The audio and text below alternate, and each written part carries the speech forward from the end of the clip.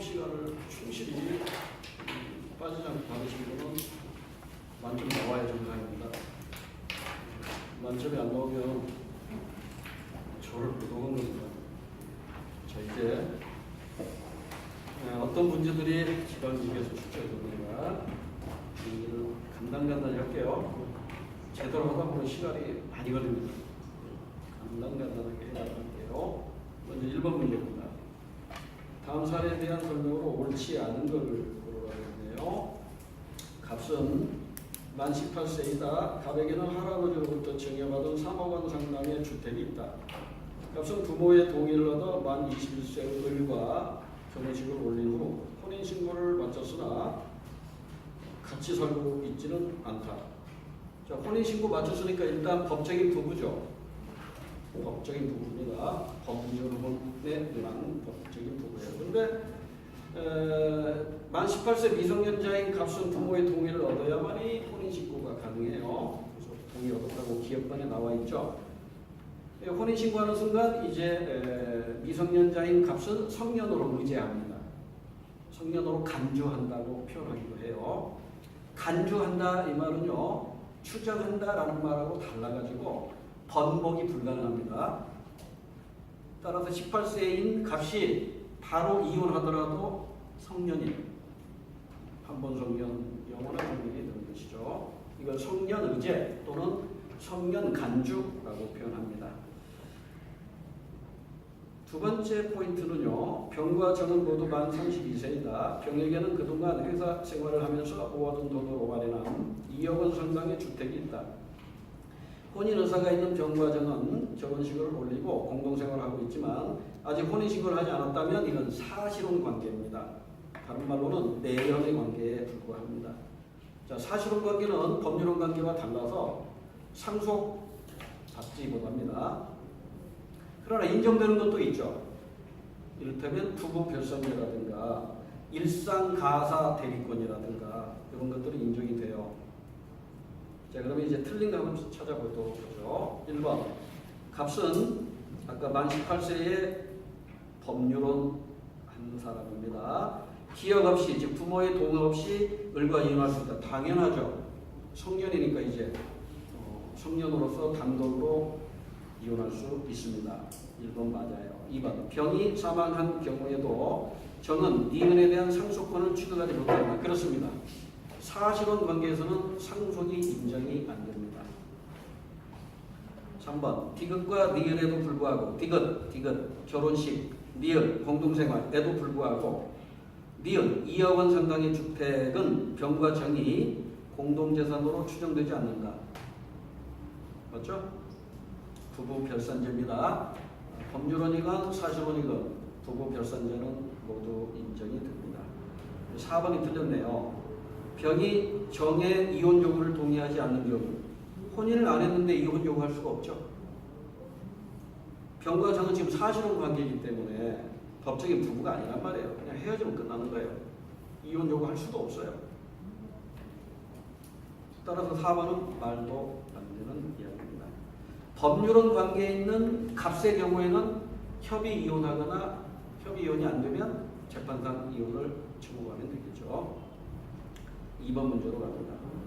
다음 중 형사 보상을 받을 수 있는 사람은 모두 몇 명인가? 자, 형사 보상이라는 용어가 나오네요. 형사재판 3단계 한번 해보세요. 형사재판 3단계죠? 수사, 공판, 심판이라고도 하죠. 재판, 집행. 그죠? 간단히 할게요. 수사는 누가 지휘 감독합니까? 검사. 그래서 검사가 수사를 종결할 수 있는 게 뭐냐면 첫 번째, 불기소 처분이 있어요. 불기소 처분. 이건 혐의 없음이죠. 혐의가 없으니까 법원에서 소를 제기할 수가 없어요. 그 다음에 기소할 수 있겠죠? 공소 제기라고 하죠. 공소 제기. 공소 제기하면 이제 재판, 즉 공판으로 이어지는 것이죠. 그 다음에 기소, 유예가 있죠. 이 세 가지인데, 자, 기소나 기소유예는 유죄로 인정되는 경우죠. 유죄로 인정되는 경우고, 불기소는 이제 혐의가 없으니까 이때 형사보상 청구권이라는 권리가 발생하는 것이죠. 그다음에 이제 재판하는 과정에서 재판에서 무죄가 선고될 수 있고요, 유죄가 선고될 수 있어요. 유죄는 또 세 가지가 있죠. 실형이 선고될 수 있고, 집행유예가 선고될 수 있고, 선고유예가 선고될 수 있어요. 모두 유죄입니다. 자, 무죄가 선고됐을 때에 한해서 형사, 보상, 청구권이 인정이 되는 거예요. 집행은 형이 확정돼 버린 거니까 여기서는 형사보상 청구권이 존재할 수가 없어요. 그래서 형사보상 청구권을 행사할 수 있는 경우는 딱 두 가지밖에 없어요. 검사의 불기소 처분하고 재판에서 무죄 선고. 딱 두 가지밖에 없습니다. 자, 그러면 모두 몇 명인가 찾아봅시다. 갑시 사기죄로 고소당하여 10일 동안 구속되었으나 검찰에서 혐의 없음 처분을 받았다. 무혐의죠? 혐의 없음. 따라서 형사보상 청구권이 인정됩니다. 하나 남았네요. 어른 강도죄로 1년을 징역 1년을 선고받아 복역 후 만기 출소했는데 재심을 통해서 무죄를 선고받았대요. 무죄 선고받았으니까 당연히 형사보상 청구권이 인정이 됩니다. 2명 나왔네요. 세 번째, 변은 절도 혐의로 10일 동안 구속되었으나 초범인 점이 청탁되어 기소유예 처벌받았다. 기소유예도 유죄로 보는 겁니다. 유죄인데 소를 제기하지 않겠다는 뜻이니까요. 그래서 이때는 형사보상 청구권이 인정이 안 돼요. 정은 폭력 혐의로 15일 동안 구속되어 수사를 받았으며 재판에서 징역 1년의 집행유예 2년을 선고받았다. 집행유예도 유죄잖아요. 따라서 형사보상 청구권이 인정이 안 됩니다. 여기서 갑과 을 두 사람만이 형사보상 청구권이 인정이 됩니다. 3번 문제.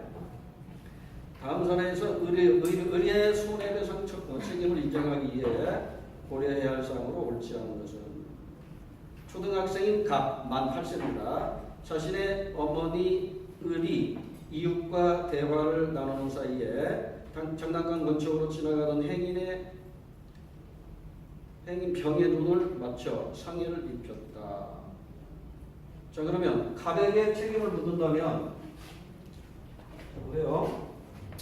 갑에게 책임을 묻는다면 이게 일반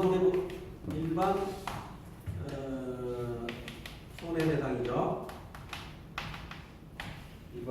일반 손해배상 청구권이 존재하려면 6가지를 모두 완성시켜야 되죠. 값이 이 6가지를 모두 충족시키면 값이 손해배상을 해야 돼요. 손해배상을 해야 됩니다.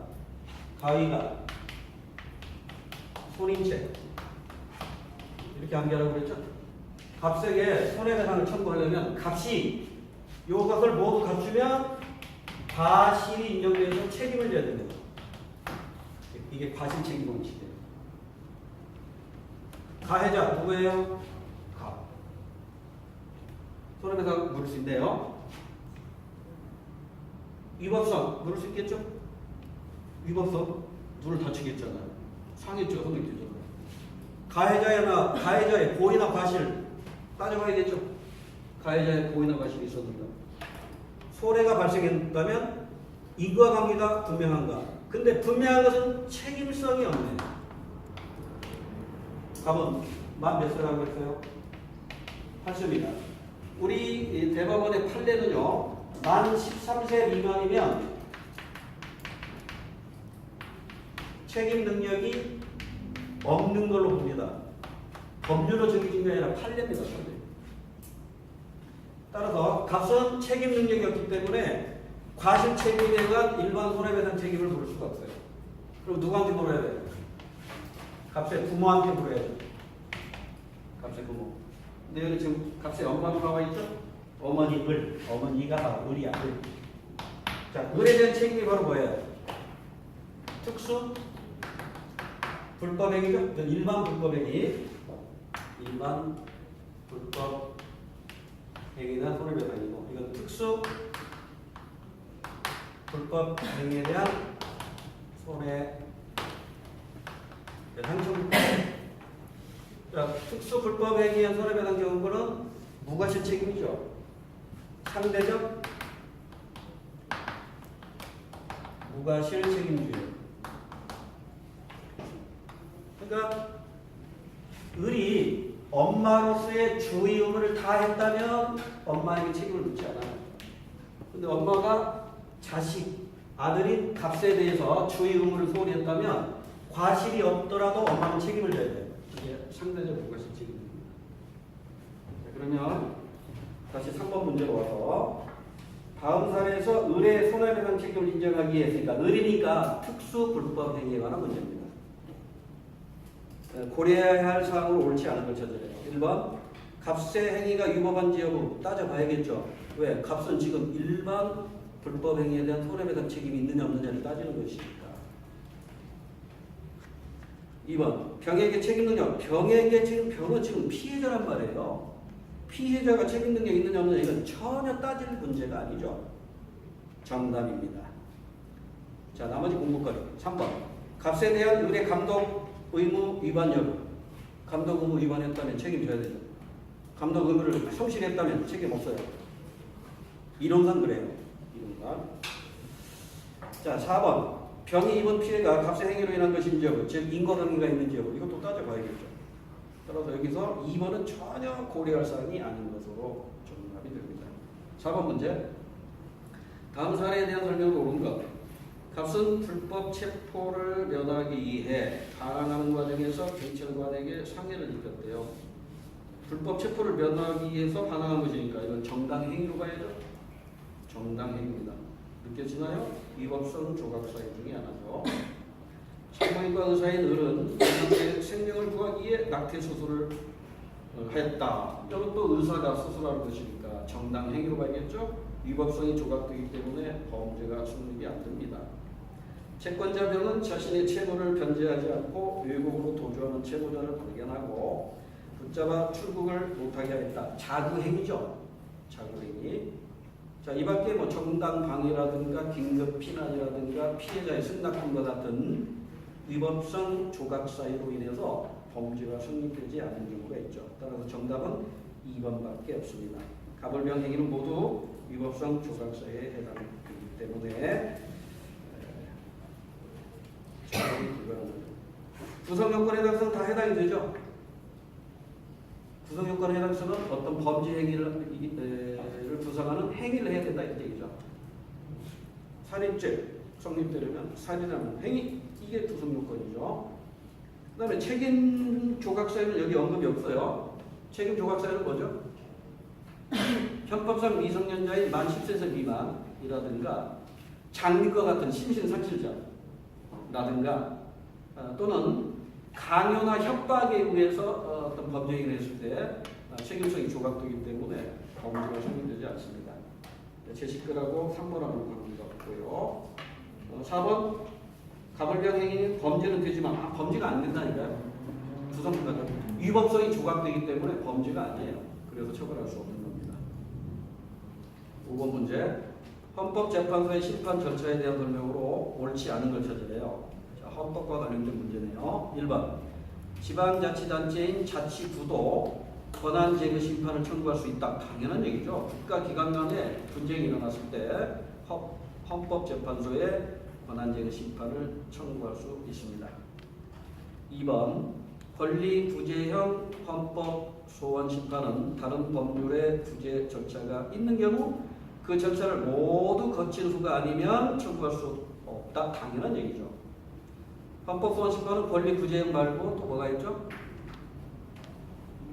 위헌법률심사형이 있죠. 위헌법률심사형은 재판을 전제로 해서 이루어지는 겁니다. 재판 중일 때 항해서 이루어지는 것이 위헌법률심사형이죠. 권리구제형은 재판을 전제로 하는 건 아닙니다.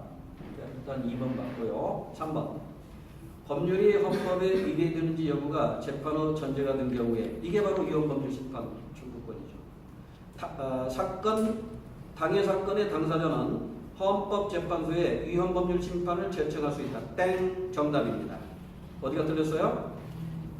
방해 사건의 당사자는 법원의 위헌법률 심판 재청 신청을 하는 거예요. 이해됐나요? 다시. 법원에다가요, 이 소송 당사자가 이거 이 법률이 헌법 위배된 것 같으니까 헌법재판소에다가 이거 위헌인지 아닌지 좀 알아봐 달라고 판사님께서 좀 재청 좀 해주세요 라고 재청 신청을 하는 게 사건 당사자가 할 수 있는 권한입니다. 그러니까 다시 바꿉니다. 당해 사건의 당사자는 법원에 위헌법률 심판을 재청 신청할 수 있어요. 위헌법률 심판 재청 신청을 할 수 있다. 3번이 틀린 것으로 정답입니다. 4번 공부거리로 확인합니다. 정당의 목적이나 활동이 민주적 기본 질서에 위배된 때에는 정부는 국무회의 심의를 거쳐 정당예산 심판을 청구할 수 있다. 우리 헌법 내용 그대로입니다. 6번 문제. 다음과 같이 주장한 근대 사상가의 사회계약론. 사회계약론 하면 세 사람이 떠올라야 돼요. 최초로 주장했던 홉스, 그 뒤에 로크, 그 다음에 루소입니다. 근데 이 기자를 보면 냄새가 날 거예요. 자연 상태에서 인간은 자유롭고 평화롭다. 투쟁 상태로 보지 않고 있죠? 그러면 홉스는 아닙니다. 그러니까 자유롭고 평화롭다고 했으니까 로크 아니면 루소입니다.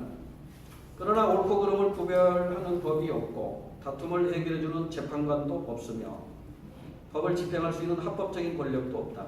그래서 모두가 스스로 옳다고 판단하는 자연상태는 불안정하다. 자연상태를 불안정한 것으로 보고 있죠? 로크입니다. 누소는 자연상태를 안정적인 것으로 보면서 단지 사유재산제도 때문에 사회가 불안해질 수 있다. 이렇게 얘기했던 사람이 누소입니다. 누소의 제시글은요, 대부분 일반의지라는 용어가 나옵니다. 일반의지. 일반의지는 공동선을 행하기 때문에 루소는 상선설의 근거로 사회계약서를 주장했고, 로크는 백지로를 근거로 사회계약서를 주장했고, 홉스는 성악설을 근거로 사회계약서를 주장했죠. 사회계약서는 모두 국가를 위한 겁니까? 개인을 위한 겁니까? 개인을 위한 겁니다. 개인의 자유를 보장하기 위해서 사회계약서가 필요하다는 거예요. 지금 우리 6번 문제는 법과 정치에 관한 시험 문제지만은요, 사회문화에서도 사회계약서를 가지고 시험 문제 출제하죠. 사회문화에서 출제됐다면 그건 사회 명목론 가지고 출제한 거예요. 개인과 사회 중에 뭐가 우선이다? 개인이 우선이다. 이게 사회계약서예요.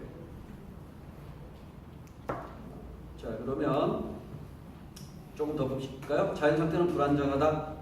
이러한 불안정한 상태를 예방하고 자유와 평등을 안전하게 보장하기에 사회 구성원이 계약을 통해 정보를 만든다. 그 사람 로크입니다. 로크하면 또 떠오르는 게 있죠? 저항권을 주장한 사람입니다. 홉스는 저항권 인정 안 되죠? 루소도 저항권과는 무관하죠? 로크에만 해당되는 게 저항권 사상이죠. 자, 그러면 로크의 사회계약으로 맞는 걸 찾아볼까요? 1번. 개인들은 통치자에게 자신의 자유권을 모두 양도한다. 전부 양도권은 홉스입니다. 로크는 일부만 양도하면 된다고 그랬죠? 일부 양도권이니까 1번 홉스. 2번. 계약으로 탄생한 정부는 개인의 이익이 아니라 공동이익을 추구해야 되는 아닙니다. 사회계약서는 철저하게 개인의 자유를 보장하기 위해서 등장하는 것이니까요. 2번도 땡. 3번. 사유재산제가 사회의 경제적 불평등을 심화시키므로 정부가 불평등 해소를 위해 노력해야 된다. 이건 누스 주장입니다. 사유재산제도 때문에 사회가 불안할 것이다 라고 주장한 사람은 누스입니다. 그리고 직접 민정치를 주장했던 사람이 누스이기도 하죠. 홉스는 군주주권론을 근거로 하고 있고 로크와 누스는 국민주권론을 근거로 사회계약론을 제시합니다. 그러면 4번이 정답이겠죠. 정부가 위임 목적을 위배하여 부당한 권력을 행사하면 국민들은 정당하게 저항권을 행사할 수 있다. 저항권 사상 로크의 주장입니다. 4번 정답이고요. 7번 문제. 93년 독일에서 나치 주도로 제정된 수권법의 일부이다.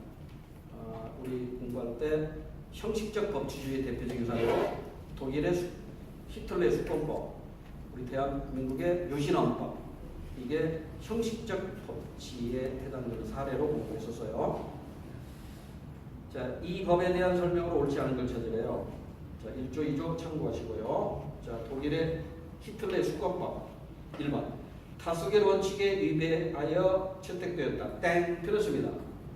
이건 독일 의회에서 최적 3분의 2 이상의 찬성을 얻어서 통과된 것이기 때문에 다수결을 따른 건 맞아요. 다수결을 따른 건 맞지만 히틀러의 강압에 의한 것이죠. 나머지 입헌주의를 준수하지 않았고 실제적 법치를 지키지 않았고 권력자 히틀러의 자의적 지배를 형식적으로 정당화했다. 즉 형식적 법치주의에 불과하다. 다 맞는 얘기죠. 1번만 틀렸습니다. 8번 문제. 우리나라 국회와 대통령의 관계에 대한 설명으로 옳지 않은 것. 자, 입법부인 국회와 행정부 수반으로서의 대통령 또는 국가원수로서의 대통령. 틀린 거 찾아야 돼요. 1번. 대통령은 국회에서 의결된 법률안에 대해 정해진 기간 내에 이의서를 붙여 거부권을 행사하여 국회의 제의를 요구할 수 있다. 헌법에 나와 있죠? 15일 이내에 거부권 행사할 수 있습니다. 1번 맞고 2번. 대통령의 제의의 요구가 있을 때는 국회가 제적의원 과반수의 출석권 3분의 2 이상의 찬성으로 전과 같은 의결을 하면 그 법률안은 법률로서 확정되고 대통령에게 이송된 지 5일 이내에 공포해야 됩니다. 공포하지 않으면 국무총리가 대신 공포할 수 있고 국무총리도 공포하지 않으면 5일이 지나면 자동적으로 효력이 발생합니다. 2번도 맞아요. 3번. 대통령이 긴급 명령을 발하였을 때에는 지체 없이 국회에 보고하여 승인을 받아야 된다. 자, 이 부분도 제가 여러 번 강조했던 것 중에 하나인데요.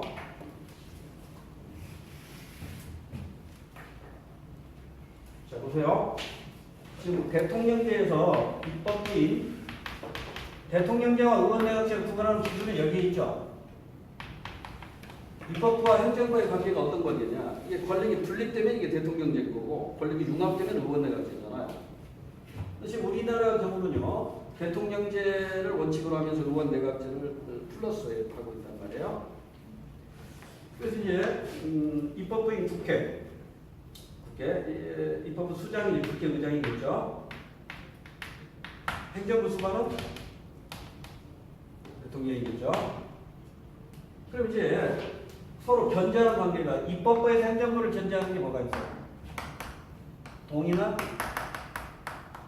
일정한 사항에 대해서는 동의, 승인을 얻도록 되어 있죠. 행정부가 입법부의 동의나 승인을 얻어야 돼요. 또 입법부 행정을 견제하기 위한 것으로 탄핵 소추제도가 있어요. 이번에는 행정부가 입법부를 견제하기 위한 수단 법률안 거부권이죠. 원래 법률안 거부권은 대통령제만 있는 것이죠. 우리나라도 비슷하고요. 그런데 가끔 이렇게 시험 문제 보면은요, 동의사항하고 승인사항은 어떻게 달라요? 동의는 사전에 허락을 받는 거고 승인은 사후에 하는 거예요. 그런데 동의사항은 우리 헌법에 너무나 많으니까 암기할 필요 없어요. 승인만 얻어야 되는 경우 승인만 얻으면 돼요. 승인만 얻으면 되는 건 딱 하나 있어요. 딱 하나. 저 수업시간에 뭐라고 했죠?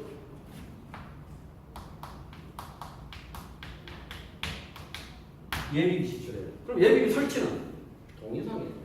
예비비 설치는 동의사항이고 예비비 지출 이거 딱 하나. 이거 승인하는 사후에 승인하는 돼요.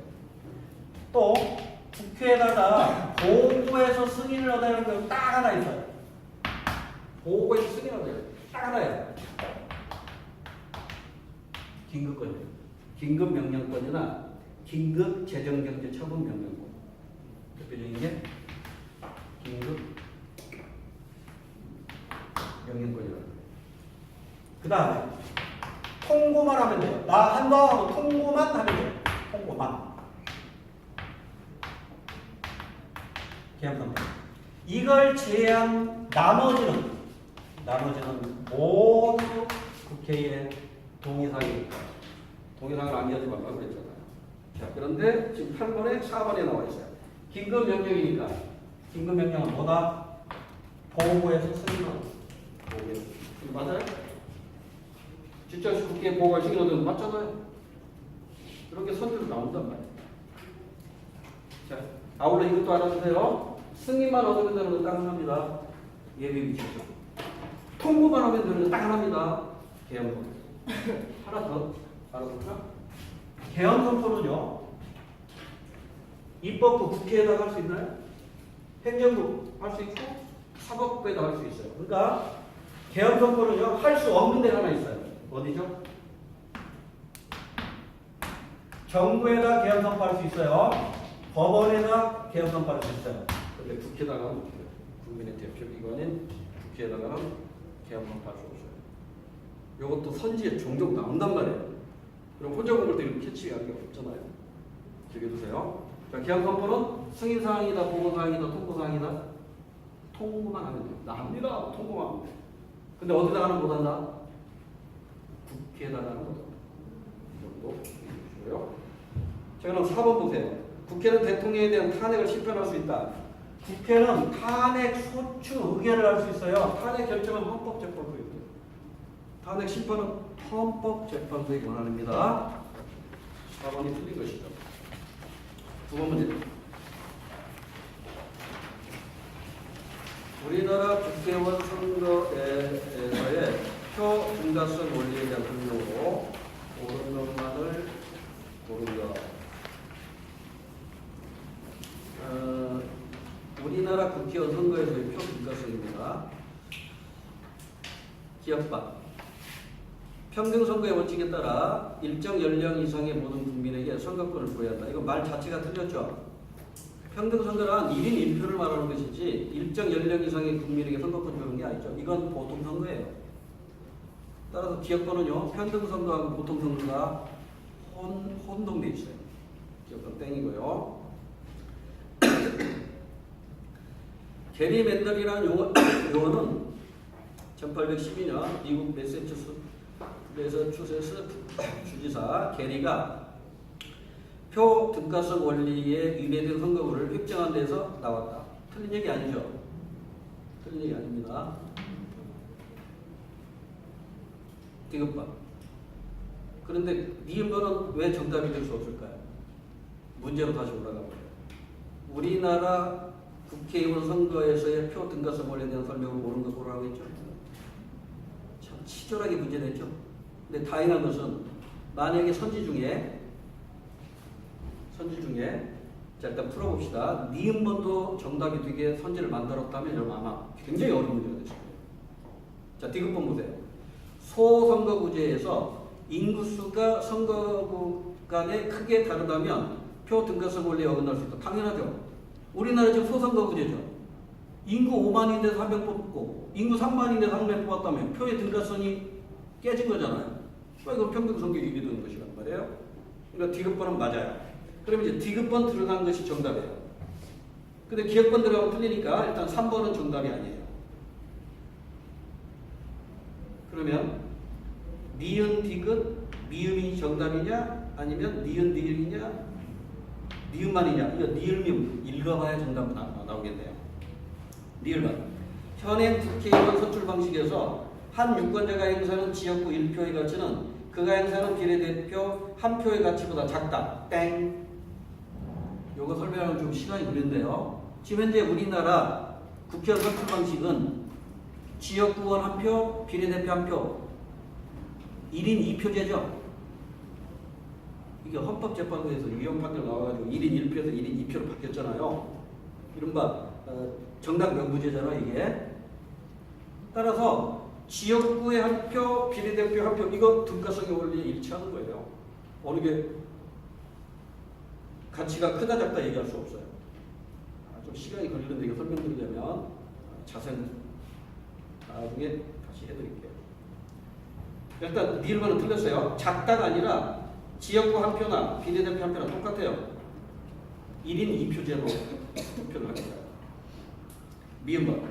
표 등가성의 원리에 어긋난 선거구는 헌법재판소가 다시 결정한다. 땡! 선거구는 어디서 정하죠? 선거구 법정주의잖아요. 선거구 법정주의니까 헌법재판소에서 정하는 게 아니라 국회에서 정합니다. 따라서 정답은 디귿번 하나밖에 없어요. 만약에 선지에 니은 디귿이 들어갔다면 아마 여러분들 많이 헷갈렸을 거예요. 우리나라 선거의 표 등가성이니까 니은번 맞는 얘기지만 이건 미국 얘기예요. 우리나라와는 직접 관계가 없습니다. 아무튼 뭐 니은 디귿이 정답으로 되려면 니은 디귿이 있어야 되는데 없잖아요. 정답은 디귿밥 1번이 정답입니다. 10번 문제. 국제 환경 문제에 대한 다음 글에서 공통적으로 나타난 국제사회의 특징으로 가장 적절한 것. 환경 문제는 골목길 청소에 비유되기도 한다. 예를 들어 혼자 골목길을 청소하는 수고가 150, 둘이 함께 청소하는 수고는 각 75. 깨끗한 골목길이 주는 효용은 각 100이라고 하자. 이런 경우 골목길은 더러운 상태로 남아있을 수 있다. 둘이 함께 청소해도 될 텐데 안 한다는 얘기죠. 75만큼 투자하고 100만큼 만족을 얻는다면 둘이 청소해도 될 텐데 청소를 안 한다는 얘기네요. 그러니까 더러운 상태로 남아있겠죠. 두 번째, 지구온난화가 인류에게 장기적으로 심각한 위협이 되고 있다는 인식이 광범위하게 받아들여지고 있다. 지구온난화의 주요 원인으로 주목받고 있는 온실가스의 배출을 줄이는 교통의정서 합의가 있었지만 온실가스 배출은 크게 줄지 않고 있다. 이거 지켜야 되는데 안 지킨다는 얘기죠? 그럼 정답 나와야 되죠. 3번입니다. 국제협력의 결과가 반대의 결과보다 모두에게 이익이 됨에도 불구하고 국제협력은 잘 성사되지 않는다는 이야기를 하기 위해서 지금 두 사례를 제시한 겁니다. 11번 문제. 자, 이것도 경제 문제입니다. 그러니까 법과 정치가 10문제 출제가 됐네요. 자, 11번. 다음에서 설명하고 있는 소형 주택 시장의 생긴 변화를 적절하게 분석하는 것은 각국에서 소형 주택에 대한 선호도가 높아져 소형 주택 가격이 상승하였고 이와 같은 소형 주택의 가격 상승에 따라 건설사들의 공급량이 늘어났다. 그림으로 그려볼까요?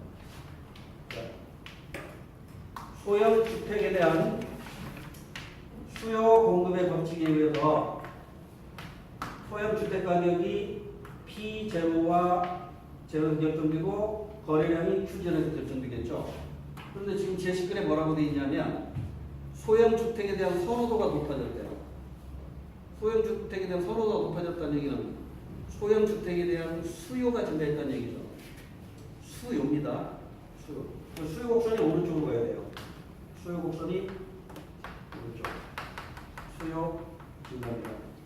그러면 균형점은 2에서 2 다시로 갑니다. 그럼 가격은 어떻게 돼요? 가격은 오르고 거래량은 증가하겠죠. 그러면서 공급자 입장에서는 어때요? P 완일 때는 Q0만큼만 공급하지만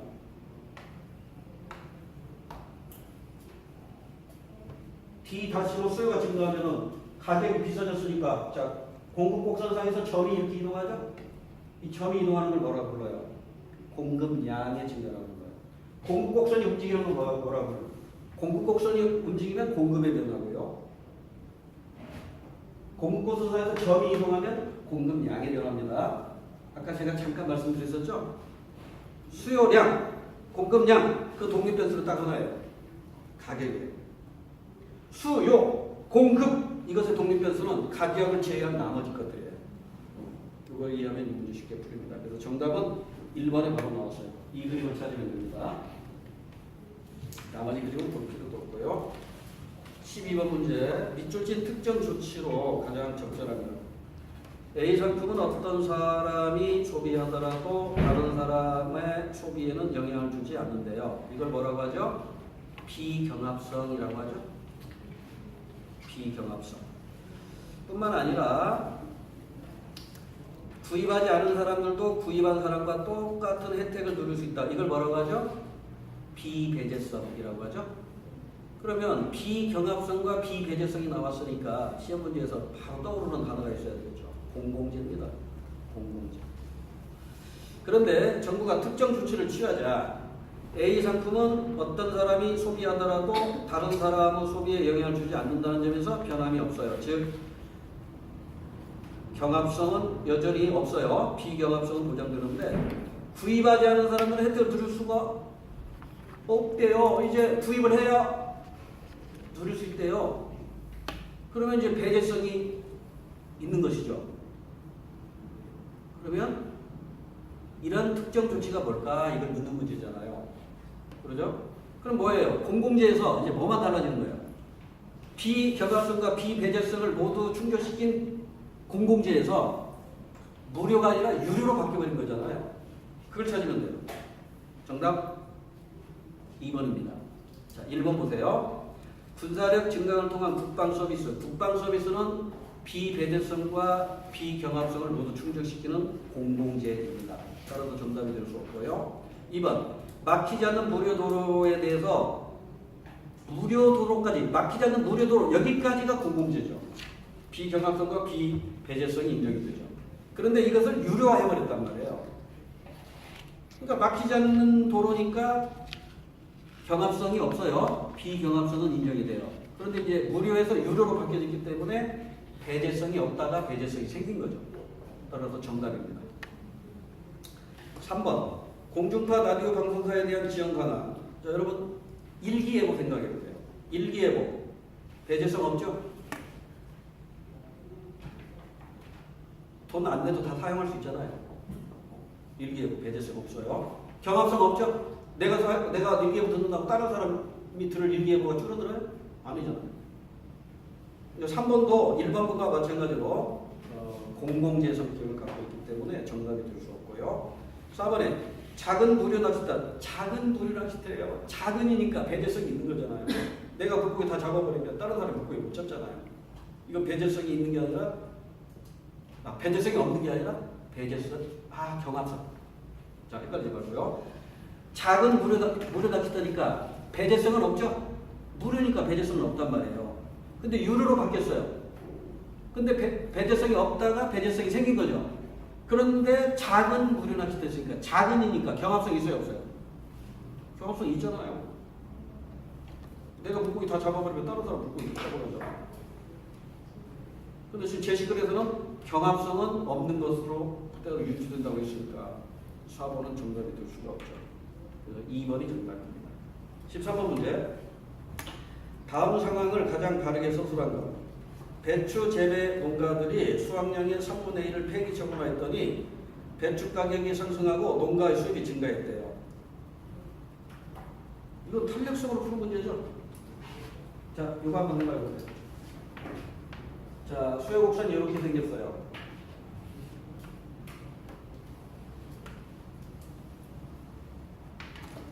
자, 가격이 P1에서 P2로 올랐어요. 왜 올랐냐면 공급곡선이 이렇게 됐는데 뭐라고 얘기했어요? 배추를 처분해 버렸어요. 그럼 공급이 줄어들어 버린 거죠? 공급곡선이 왕창 줄어가지고 이렇게 됐어요. 그러니까 이제 균형점이 어디로 간 거예요? 여기에서 여기로 간 거예요. 여기에서 여기로 간 거예요. 그러면 농가 소득이 처음에는 이만큼이었던 것이 이제 이만큼으로 늘었어요? 줄었어요? 줄었죠. 그럼 이 얘기하고 지금 일치가 돼야 안 돼요? 총수익이 증가했다고 했잖아요. 그럼 이건 아니잖아요. 이건 보나 마나 농산물은 비탄력적이잖아요. 농산물은 비탄력적이야. 공급곡선이 여기 있다가 공급곡선이 이렇게 이동했어요. 그러면 원래 농가의 소득이 이만큼 했었는데 폐기 처분하는 바람에 공급이 이렇게 줄었단 말이에요. 그러니까 이제 가격이 왕창 올라버린 거죠. 그래서 농가 소득이 이렇게 증가하는 거예요. 그러니까 수요곡선이 급할 때 이런 현상이 나타나요. 수요곡선이 완만할 때 이런 현상이 나타나요. 급할 때 나타나는 거예요. 급할수록 비탄력이고 완만할수록 탄력적이잖아요. 여러분 농산물하면 비탄력 바로 나와야 돼요. 자, 배추는 수요의 가격 탄력성이 비탄력적이에요. 그래서 조금만 흉년 들면 어때요? 가격이 폭등하겠죠? 가격이 폭등해요. 풍년 들면 어때요? 배추가 풍년 들었어요. 가격 폭락하겠죠? 가격 폭락해요. 그러니까 풍년이 들었는데 농가 소득은 오히려 줄죠. 이런 현상을 뭐라고 한다고 그랬어요? 풍년 기근 현상이라고. 풍년이 들면 농민들의 소득이 늘어나야 되잖아요. 늘어나지 않는다니까요. 여기 보세요. 풍년이 들었다는 얘기는 이제 거꾸로 된 거예요. 공급곡선이 여기에서 이쪽으로 간 거라고. 그럼 가격이 여기에서 여기로 폭락해 버릴 거예요. 가격이 폭락해 버리니까 농가 소득이 노란색에서 파란색으로 줄어들어요. 그러니까 풍년이 들었다고 해서 농민들이 좋아할 일이 아니라니까요. 소득이 줄어들어 본다니까요. 이걸 뭐라고 표현한다? 풍년 기근현상이라고. 풍년 기근. 그러니까 풍년이 들면 어떻게 해야 돼? 여기 나오는 대로 배추 폐기처분 해버려. 양파 풍년 들었다. 제대로 값발라 어떻게 돼요? 폐기처분 해버려야 돼요. 가격이 폭등하고 농가도 늘어나는 거예요. 여러분 무안에서 양파 풍년이 드니까 그 양파를 도로에다 다 깔아놔 버리잖아요. 바쁘게 지나가 버려요. 왜 그럴까요? 양파 폐기처분 하는 거예요. 그러면 양파 가격 폭등해 버리잖아요. 그럼 농가 소득 증가한다니까. 풍년 들었다고 좋은 게 아니라 풍년 기근현상 생각하시면 됩니다. 13번 문제는 뭐 10초면 풀 수 있는 문제고 14번이 조금 고민을 해야 할 문제죠. 이거 이해를 잘 하셔야 됩니다. 다음 그림은 총수요 곡선이 우하향하고 총공급 곡선이 우상향하는 경우에게 물가와 시접률 간의 관계를 나타내는 것이다. 균형점 2점에 대한 설명으로 옳지 않은 걸 보고요. 단 균형점의 이동은 단기적 변동만 고려한대요. 장기적으로 고려하지 않고 여기 지금 선지에 나와 있는 것만 고려해보자 이런 얘기입니다. 그러면 총수야 총공급 그래프 머릿속에 떠올라야 되죠. 공부를 안 하신 분들은 좀 낯설 텐데요. 여기가 물가가 나오고 여기가 국민소득입니다. 지울게요. 그리고 어그리게이트 디맨드 총수요 곡선이고요. 어리엔트 서플라이 총공급 곡선이에요. 여기 균형점에서 균형 물가 수준하고 균형 국민소득 수준이 결정이 돼요. 일드 Y로 표시합니다. 자 그러면 균형점이 여기란 말이에요. 균형점이 있고요. 그리고 우리 지금 시험 문제에서 나와 있는 그림은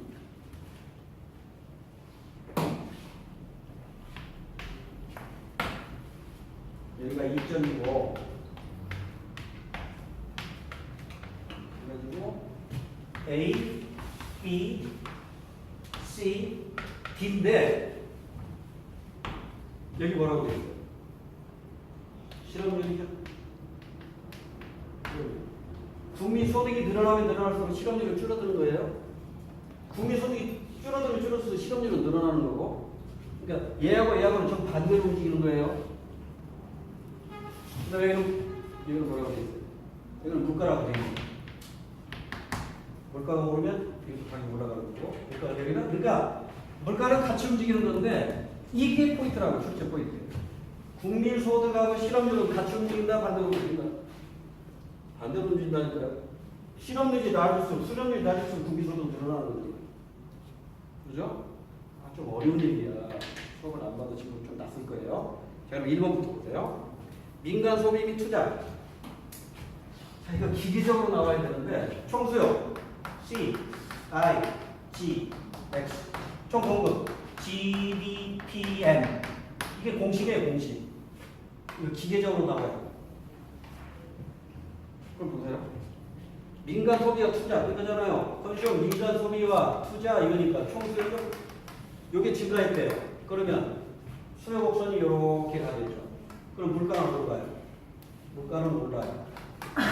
국민소득은 늘어요. 그러니까 물가는 오르고 물가는 오르고 국민소득은 증가하니까 실업률은 낮아지겠죠. 실업률은 낮아져요. 물가는 오르고 실업률이 낮아지니까 이해되나요? 그럼 1번 맞아야 돼요. 맞아요. 고난도 문제입니다. 이해해야 돼요. 자 2번 보세요. 확대 재정. 확대 재정. 아까 우리 확대 재정이 뭐냐면 세입보다 세출을 늘리는 거죠. 돈을 막 푸는 거죠. 돈을 막 풀면 물가 올라야 돼요. 돈을 풀면 G government 이 G가 뭐예요? 정부의 재정 지출이란 말이에요. 확장 재정이니까 G가 많아지는 거예요. 정부의 재정 지출을 확대했어요. 그럼 총수요가 증가하니까 똑같네. 총수요가 이렇게 오른쪽으로 가요. 그럼 물가가 어떻게 돼요? 올라요. 국민소득 늘어나요. 그러니까 실업률은 낮아져요. 아까하고 똑같아요. A로 가요. 아까 똑같잖아요. 아까는 소비와 투자했는데 이제는 정부 지출이라고 했잖아. 2번 땡이지? 싱겁게 끝난 거예요. 그러니까 공부 좀 하신 분은 3번, 4번 안 봐요. 볼 필요가 없죠. 근데 우리는 공부거리를 봐야죠. 공부거리를 봅니다. 정답은 2번으로 끝났어요. 3번. 생산성 향상으로 각 물가 수준에서 공급할 수 있는 총 생산물의 양이 증가한다면, 자, 공급량이 증가할 때 총 공급 곡선이 움직이죠? 어디로 가요? 총 공급 곡선이 증가한다니까 이거 오른쪽으로 가겠죠? 그럼 균형점이 이제 1이 가요. 그러니까 분명한 건 뭐예요? 여기 가니까 이걸 없었던 걸로 하고 이제 바꿔니까. 자, 원래 수요 공급에서 1이 가죠? 물가는 하락하고 구매소득 증가. 그러니까 물가 하락하면서 실업률 낮아지네. 물가 하락하면서 실업률 낮아지네. 물가 하락하면서 실업률 낮아지니까 C네. 물가 하락, 실업률 감소. C. 맞죠? 2에서 C로. 3번 또 가자. 4번. 생산비 증가로 각 물가 수준에서 공급할 수 있는 총 생산물의 양이 감소한다면 2에서 B로 이동한다. 복잡한 새로 볼게요. 자, 이 원래 총 수요, 원래 총 공급인데 여기서 균형점이 결정이 됐어요. 자, 이제